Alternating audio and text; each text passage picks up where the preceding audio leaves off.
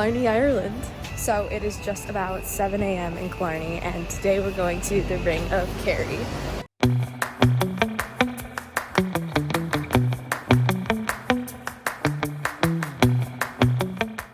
So our grand adventure started like every other day did, with some coffee and getting dressed, and then we hopped in the car with our private driver, whose name I think was Sean. He was literally the nicest guy in the world, and he was so informative. I loved it. Our first stop was at this 18th century famine village, which showed a bunch of houses and the different sizes and who would have lived there and what life would have been like.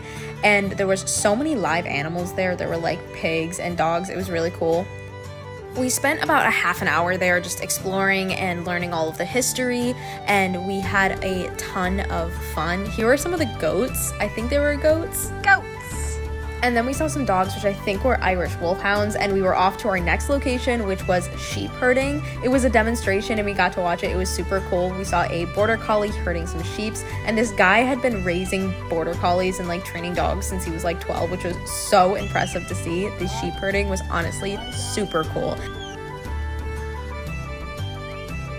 After that, we took a little ride to the cliffs of Kerry, which were a stunning sight. They were literally surreal. And guys, I have a bit of a controversial opinion. The cliffs of Kerry were cooler than the cliffs of Moher. They were literally stunning, and we had to take at least 5 minutes just for a nice photo op. Of course, our reactions following it were just a little bit stunned. No words.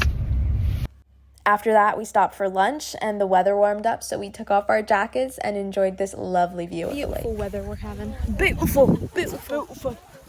Finally, we were on our last leg of the trip, so we stopped and saw a few more sights, like this amazing view, and of course, a leprechaun crossing sign. So I had to get a video of my sister standing in front of it.